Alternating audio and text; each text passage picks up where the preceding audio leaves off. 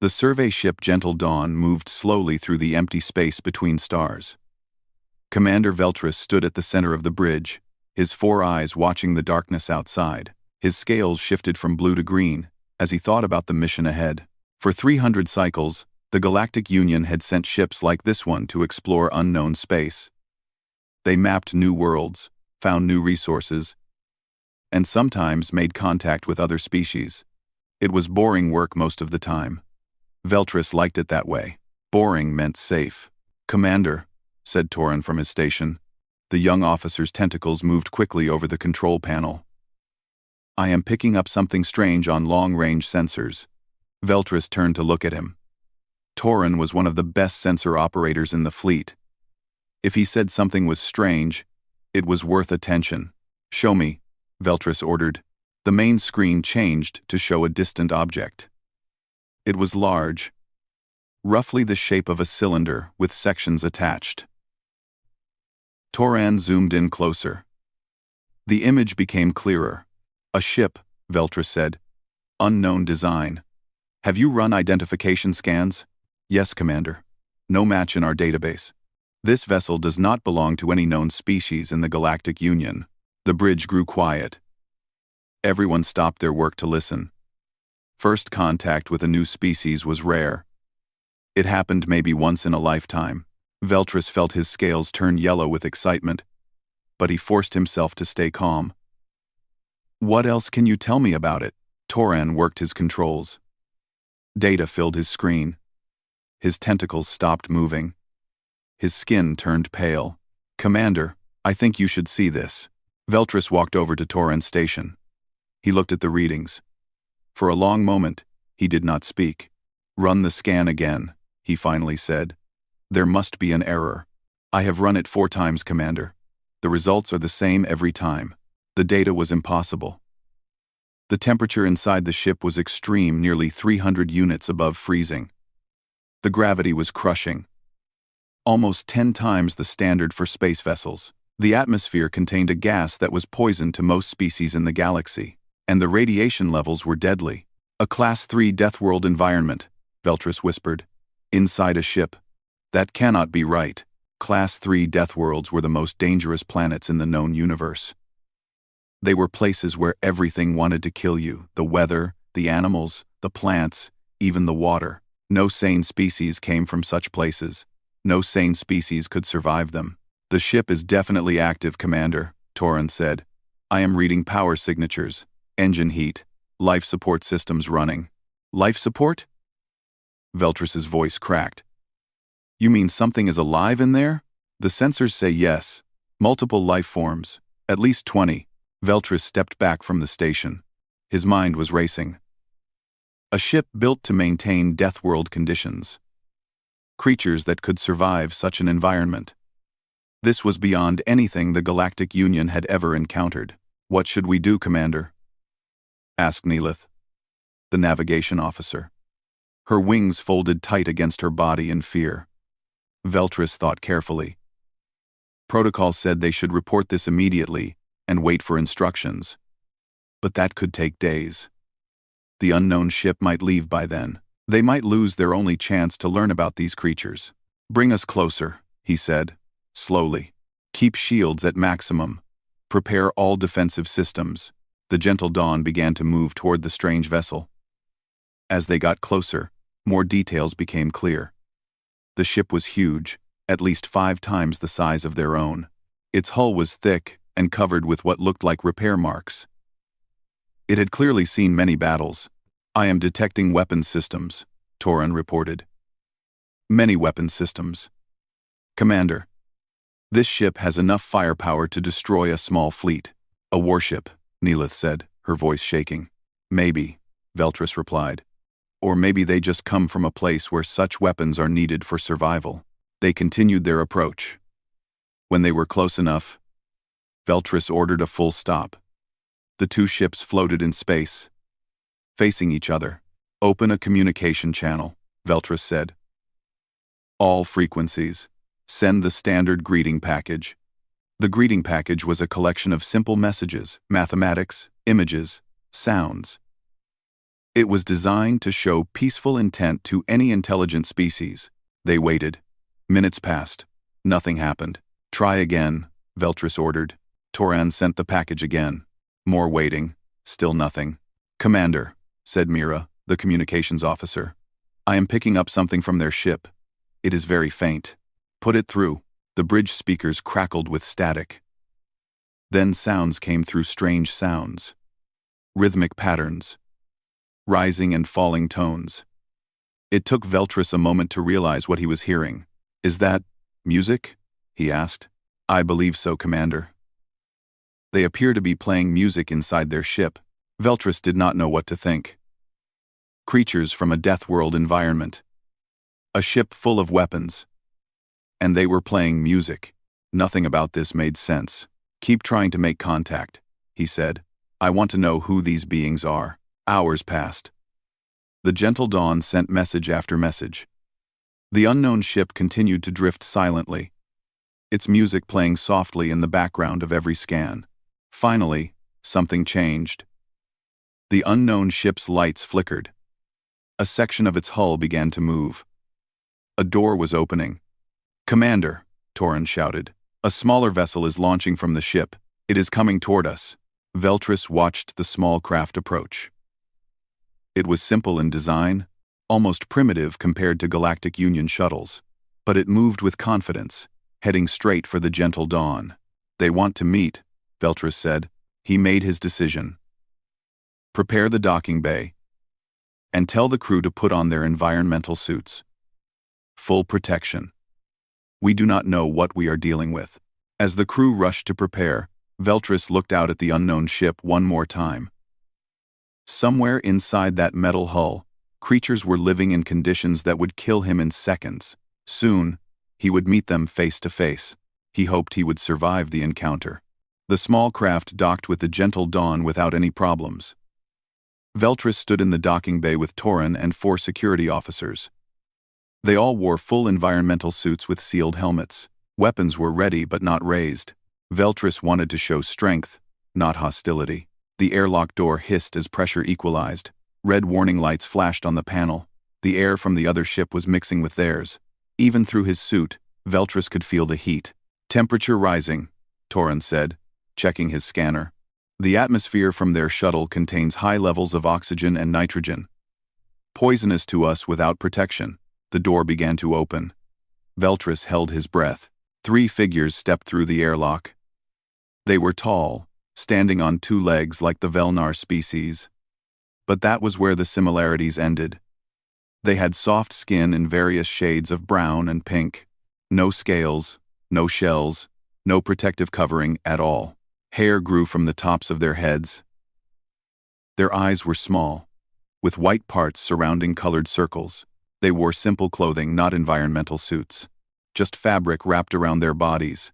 They breathed the deadly air without any equipment. Veltris felt his scales turn white with shock.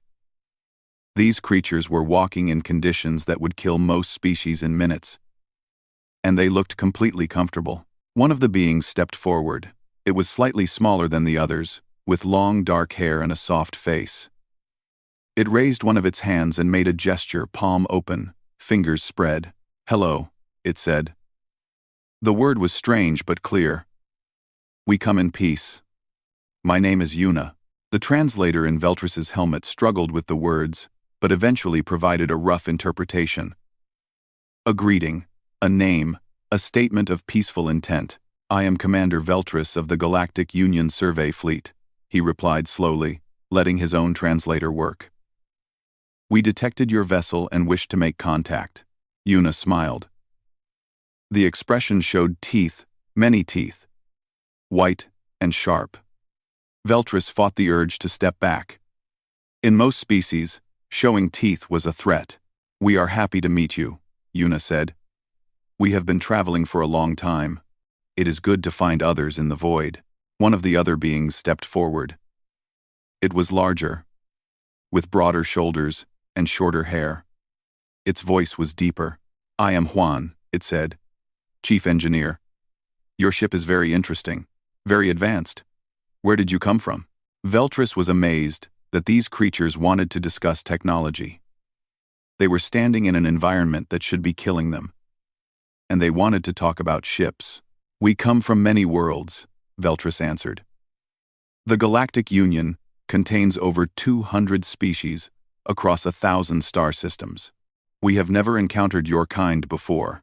We are humans," Una said, "from a planet called Earth. We are explorers, like you, humans, Earth." Veltris stored these words in his memory. The science teams would want to know everything. "Your ship," Toron said carefully. "Our scans show it maintains very extreme conditions inside. Is this accurate?" Juan looked confused for a moment. Then understanding crossed his face. "Ah, you mean the temperature and gravity?" "Yes, we keep our ship similar to Earth. It is comfortable for us. Comfortable. They found those deadly conditions comfortable. We would like to visit your ship," Veltris said. He knew it was dangerous. He knew protocol said he should wait for Union authorities, but he had to see for himself. "If you would allow it." The three humans looked at each other. They had a quick conversation in their own language. Then Una turned back to Veltris. "Of course. You are welcome. But I must warn you, our ship may not be comfortable for you. It is very different from this one. We have environmental suits," Veltris said. "We can protect ourselves." Una nodded. "Then please, come with us." The journey to the human ship was short. Their shuttle was cramped and hot. Veltris felt sweat forming inside his suit despite the cooling systems working at maximum. The humans sat relaxed, talking among themselves, and occasionally looking at their alien guests with curiosity. When they docked with the main vessel, Veltris understood why the humans had warned him. The moment the door opened, a wave of heat struck him like a physical blow. His suit's systems screamed warnings: temperature critical, radiation above safe levels, gravity increasing. "Follow me," Una said. Walking into the hallway like it was nothing, Veltris forced himself to move. Each step was harder than the last. The gravity pulled at him, making his legs shake. His suit pumped cool air desperately, but it was not enough.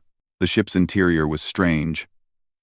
Metal walls covered with pipes and wires, lights that seemed too bright. And everywhere, signs of life. Pictures attached to walls, personal items on shelves, the smell of food cooking somewhere nearby. "This is our home," Juan said proudly. "The Wandering Star. Cargo vessel. We have been in space for 2 years now." "Cargo?" Toron managed to ask. His voice was strained from the gravity. "What do you carry?" "Medical supplies mostly, some food. We deliver to colonies on the outer edges." A cargo ship. This massive, weapon-covered vessel was just a cargo ship to them. They walked deeper into the ship. Every hallway brought new wonders and new horrors. Veltris saw a room where humans lifted heavy weights for exercise. He saw a kitchen where fire was used to cook food. He saw a recreation area where humans hit a ball back and forth at dangerous speeds. Everything about these creatures was intense. Their movements were fast and powerful. Their voices were loud. Their emotions showed clearly on their faces: joy, curiosity, excitement. "Are you well?" Una asked Veltris. She looked concerned. Veltris realized he had fallen behind the group. His legs could barely support him anymore. "The gravity," he admitted. "It is very strong." Una's eyes went wide. "Oh, I am so sorry. I forgot. Please, wait here." She rushed down the hallway and returned moments later with a chair on wheels. "Sit. We will push you." The kindness surprised Veltris. These powerful creatures from a death planet, and they were worried about his comfort. He sat in the chair. Juan began pushing him through the ship. As they moved, more humans appeared. They came from rooms and hallways, drawn by curiosity about the strange visitors. Soon, a crowd was following them. "Do not worry," Una said. "They are just excited. We have never met aliens before." Veltris looked at the faces around him. Young and old, male and female, all watching him with those strange, small eyes. all breathing the poisonous air, all standing easily in the crushing gravity. He realized something terrible and wonderful at the same time. These humans did not know they were special. They did not understand that they were the most dangerous creatures Veltris had ever encountered. To them, their ship was just a ship. Their world was just a world. Their strength was just normal. "We are almost at the bridge," Yuna said. "Captain Day will want to meet you. He has been very excited since we detected your ship." Captain Day. Another human. Another creature born from fire and gravity and poison. Veltris prepared himself for the meeting. Whatever happened next, he knew one thing for certain: the galaxy would never be the same. The bridge of the Wandering Star was large and filled with equipment. Screens covered every wall, showing star maps and system readings. Humans sat at different stations, working controls and monitoring displays. In the center of it all stood Captain Day. He was older than the other humans Veltris had seen. His hair was gray at the edges, and lines marked his face. But his eyes were sharp and clear, and he stood with the confidence of someone who had seen much and survived it all. "Welcome to my ship," Captain Day said. His voice was calm and deep. "I am honored to meet representatives of the Galactic Union." Veltris remained in his wheeled chair. He was grateful for it. The gravity was still crushing him despite his suit's best efforts. "Thank you for receiving us," Veltris replied. "Your ship is impressive." Captain Day smiled.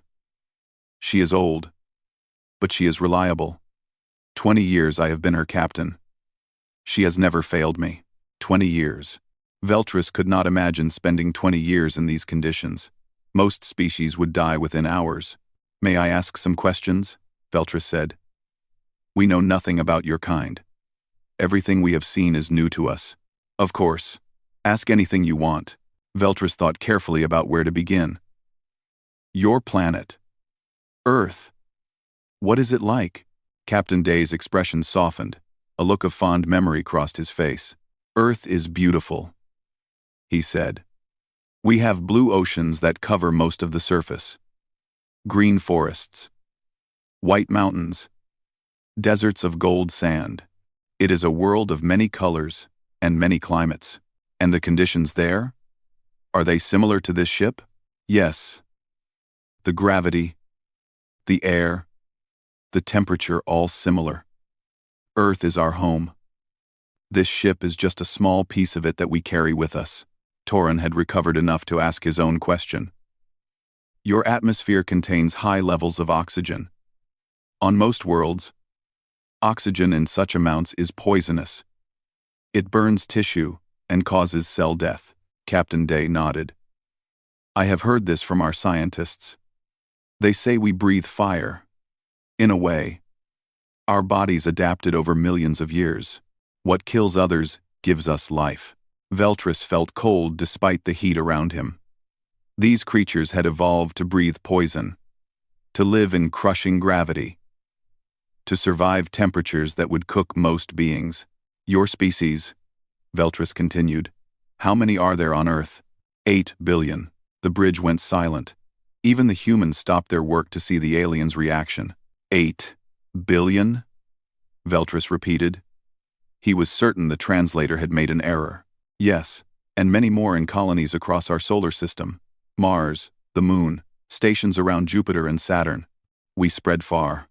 8 billion apex predators from a death world, spreading across space, building ships, exploring." Veltris's mind struggled to process this information. The Galactic Union had existed for thousands of years. It contained hundreds of species, but none of them, not a single one, had populations that large. Most worlds could not support such numbers. "How?" Torin asked. "How can so many survive?" Captain Day shrugged. "We work together. We build cities. We grow food. We adapt to whatever problems we face. It is what humans do." A young human approached with cups of dark liquid. She had short hair and a friendly smile. "Sora," Captain Day said, "these are our guests from the Galactic Union. Please offer them refreshment." The young woman named Sora held out a cup to Veltris. "Coffee? It might be too hot for you," But it is very good. Veltris looked at the steaming liquid. His suit's sensors told him it was nearly boiling. The humans drank boiling liquid for pleasure. Thank you, but I cannot, he said. My body is not adapted for such temperatures. Sora looked disappointed but nodded. Maybe we can find something cooler for you later. Captain Day gestured to the screens around the bridge. You said you come from a union of many species. Tell me about it. We have been traveling alone for so long. We did not know others were out here. Veltris explained as best he could. The Galactic Union. Its laws and principles. The many worlds and peoples that live together in peace. Trade routes and communication networks that connected everything. The humans listened with great interest. They asked questions. They took notes. They seemed genuinely excited to learn that they were not alone in the universe. And you say there are over 200 species? Asked another human. He was thin with glasses on his face. Some kind of vision aid. All working together? Yes. The Union has maintained peace for over 3,000 years. Amazing, the thin human said. His name badge read, Jin. Science officer. We always hoped we would find others. We sent signals into space for centuries. But we never got a reply. Your signals may not have reached Union space, Torin suggested. The distances are vast, and your communication methods may be different from ours. That makes sense, Jin agreed. We have so much to learn from each other. Veltris watched the humans talk among themselves. They were genuinely kind, genuinely curious. Despite their terrifying biology, they seemed to want nothing more than friendship and knowledge. Captain Day, Veltris said, what is your mission? Where are you going? The captain's face turned serious. We carry supplies to a colony on the edge of human space. They need medicine. Their children are sick. Children? Yes. Young humans. Very small. Very important to us. A disease spread through their settlement. Without medicine, many will die. Veltris thought about this. These Deathworld creatures, capable of destroying fleets, were using their massive ship to deliver medicine to sick children. Not for war. Not for conquest. For healing. How far is this colony? He asked. Another 3 months of travel. It is far from Earth, near dangerous space. Pirates sometimes attack ships there. That is why we carry so many weapons. The weapons made sense now. Not for aggression, but for defense. Protection for the medicine. Protection for the children waiting for help. We could help, Veltris said before he could stop himself. Union ships could escort you. Make sure the supplies arrive safely. Captain Day looked at him with surprise. You would do that?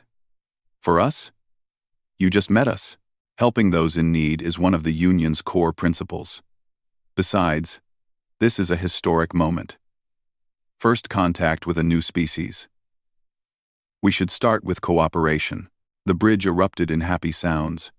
Humans slapped each other on the backs and smiled with their many teeth.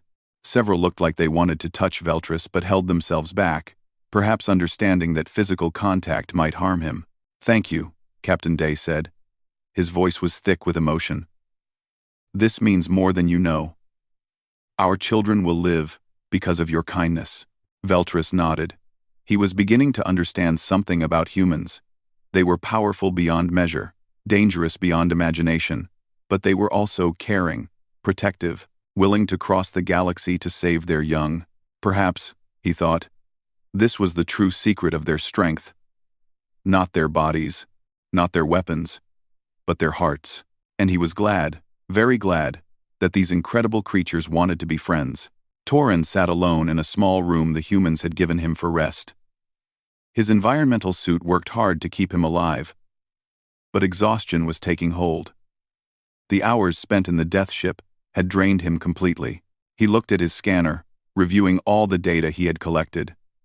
Every reading confirmed the impossible. Every number told the same terrifying story. Humans were not just survivors of a death world. They were its masters. His scanner showed their muscle density 3 times greater than most species in the Union. Their bone structure was thick and strong, designed to handle impacts that would shatter normal skeletons. Their skin, which looked so soft and weak, could heal from cuts and burns with remarkable speed. But the most shocking discovery was their endurance. Humans did not just survive in harsh conditions, they thrived in them. They could run for hours without stopping. They could function without sleep for days. They could survive losing massive amounts of blood that would kill other species instantly. And they did all of this while breathing fire and standing in crushing gravity. Toran heard a knock on the door. A human voice called out, "May I come in?" "It is Yuna." "Enter," Toran said. The young human woman stepped inside. She carried a container of some kind. "I brought you water," she said. "I cooled it down to what I think is safe for you. I hope it helps." Toran took the container. His scanner confirmed the water was at a safe temperature. This human had thought about his needs, had taken time to help him. "Thank you," he said. "That is very kind." Yuna sat down across from him. "You look troubled. Is something wrong?" Toran hesitated. Should he share his thoughts? Would it offend her? "I have been studying your species," he finally said. "The more I learn, the more amazed I become." "Amazed? Why?" "Because you do not seem to understand what you are." Yuna tilted her head, confused. The gesture was strange but somehow endearing. "What do you mean?" Toran took a breath. "Your ship. Your crew. Everything about you. Do you know how the rest of the galaxy would see you? Tell me. To us, you are monsters." Yuna's face showed shock, then hurt. Toran quickly continued, "I do not mean that as an insult. Please understand. In the Galactic Union, there are many dangerous creatures, predators, beasts, things that kill without thought. We have classifications for them. The most dangerous ones come from places called Deathworlds, planets where the conditions are so extreme that only the strongest survive. And you think Earth is one of these death worlds? Not just a death world, a Class 3 death world. The highest classification, the most dangerous type." Yuna was quiet for a moment. "We always knew Earth could be harsh. Storms, earthquakes, volcanoes. But we adapted. We learned to survive. That is exactly the point." Toran said. "You adapted. You changed. You became something that can survive anything. And you do not even realize it." He pulled up data on his scanner. "Look. Your average body temperature would give most species a fatal fever. Your blood contains iron, a metal that is toxic to many life forms. You can eat plants and animals that produce chemicals meant to kill. You can survive in heat and cold that would end other beings in minutes." Yuna looked at the data. Her expression was hard to read. "I never thought about it that way," she said slowly. "To us, this is just normal. That is what makes you so incredible, and so frightening." The door opened again. Captain Day entered, followed by Commander Veltris. The alien commander was still in his wheeled chair, looking exhausted but alert. "I heard you talking," Captain Day said, "about what humans are." "I hope I did not offend," Toran said quickly. "No. I think it is good to understand how others see us." Captain Day sat down. "We know we are strong. We know our world made us this way. But we forget sometimes that other species are different." Veltris spoke up. "I have been thinking about this as well. When I report back to the Union, they will want to know about you. They will be afraid." "Afraid? Of us?" Yuna seemed genuinely surprised. "Yes, a species from a Class 3 death world with billions of individuals and technology for space travel. Some in the Union will see you as a threat. The greatest threat we have ever faced." The room was quiet. The weight of these words hung in the air. Captain Day leaned forward. "We did not leave Earth looking for war. We left looking for answers. For connection. We wanted to know if we were alone." "I believe you," Veltris said. "I have seen your crew. I have seen how you care for each other. How you sacrifice to help the weak. This is not the behavior of conquerors." "Then help us prove it," Captain Day said. "When you report to your Union, tell them who we really are. Not monsters, not threats, just people. People who want to find their place in a galaxy that is bigger than we ever imagined. Veltris considered this. His mission was to observe and report. He was not supposed to make decisions about policy or diplomacy. But how could he ignore what he had seen? There will be fear, he said. I cannot stop that. But I can tell them the truth. That humans are powerful. Yes. Dangerous. Yes. But also kind. Also caring. Also capable of great good. Yuna smiled that strange, tooth-showing expression that Toran was beginning to find less frightening and more reassuring. That is all we ask, she said.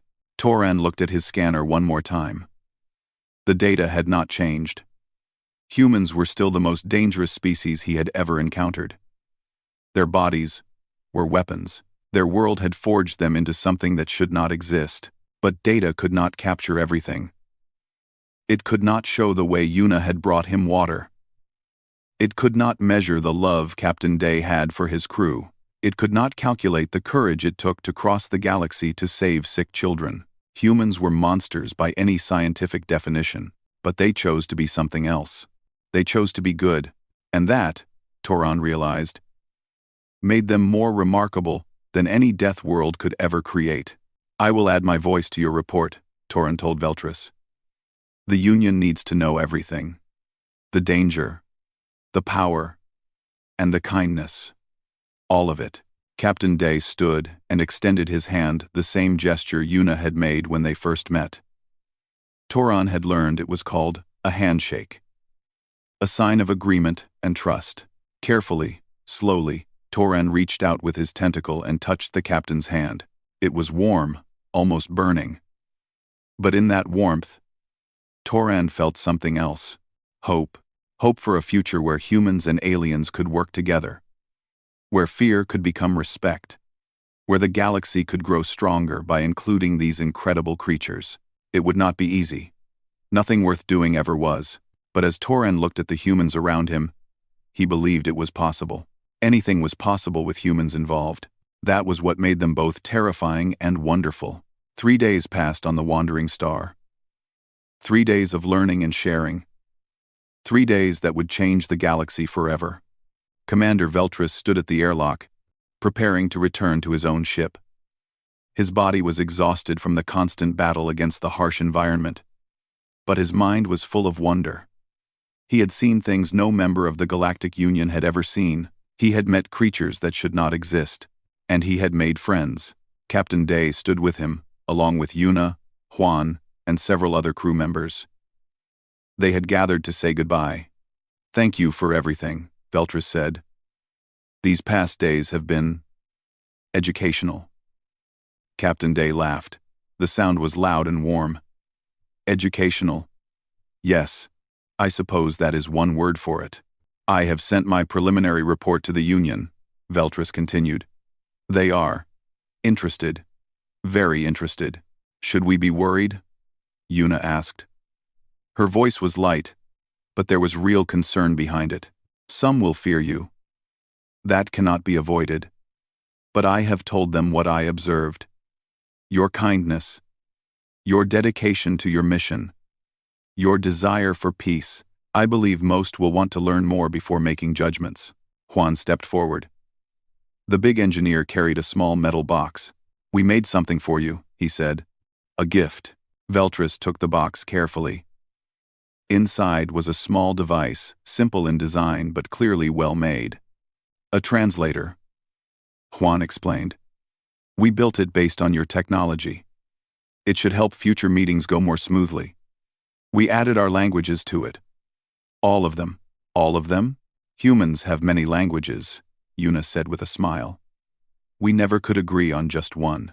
Veltris held the device with great care. Such a small thing. But it represented so much. Trust. Hope. A bridge between worlds. Thank you, he said. I will treasure this. Captain Day placed his hand on Veltris's shoulder. The weight was heavy. The heat, intense. But Veltris did not pull away. We are continuing our journey, the captain said. The colony still needs its medicine. But after that, we would like to visit your space, see the worlds of the Galactic Union, meet other species. You would be welcome, Veltris said, though I suggest you bring environmental suits for yourselves. What is comfortable for you is deadly for us. We will remember. The airlock opened. Toran waited on the other side, already aboard the shuttle that would take them back to the gentle dawn. He looked healthier now, away from the crushing gravity. Commander, Toran called out. We should go. The Union is waiting for our full report. Veltris nodded. He turned back to the humans one last time. Before I leave, I want you to know something. In all my years of exploration, I have never met a species like yours. You are strong in ways that science cannot fully explain. You survive what should kill you.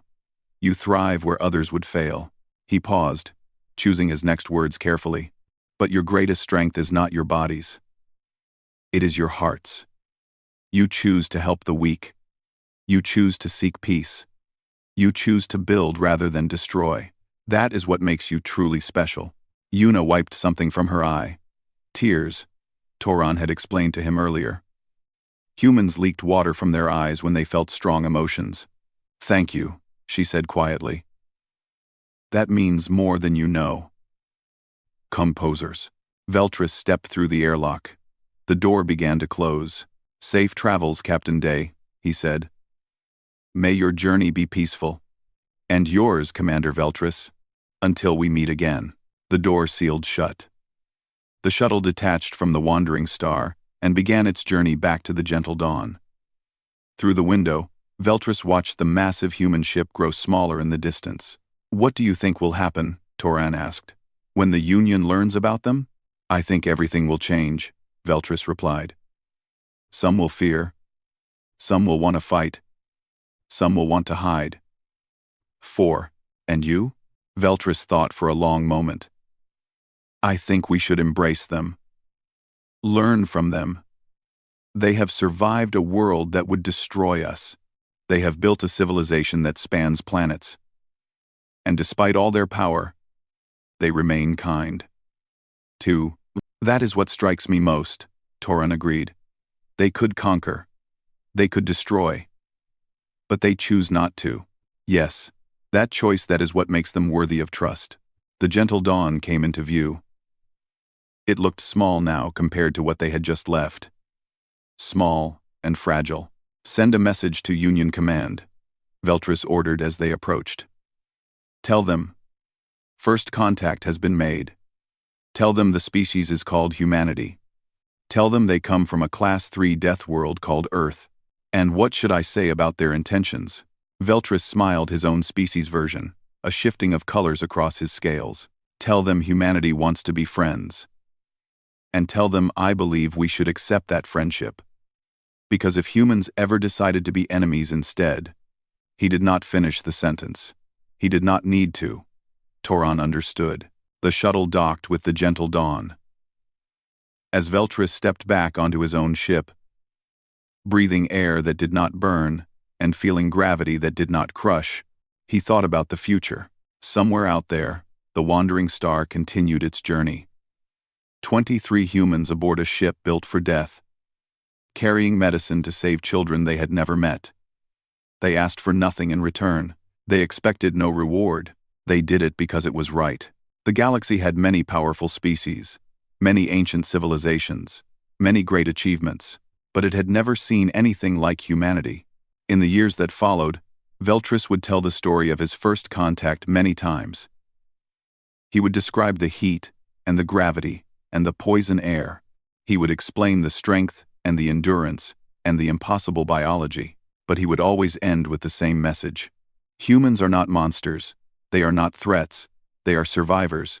They are builders. They are healers. They are everything a species can become when they refuse to give up. And now, they are part of our galaxy. Welcome them, learn from them, stand beside them, because humanity is here. And with them, anything is possible. Years later, when human ships became common in Union space, when humans served on mixed crews and lived on alien worlds, when the galaxy had grown stronger through partnership, many would look back at that first meeting. They would remember the fear. The wonder, the slow building of trust, and they would be grateful.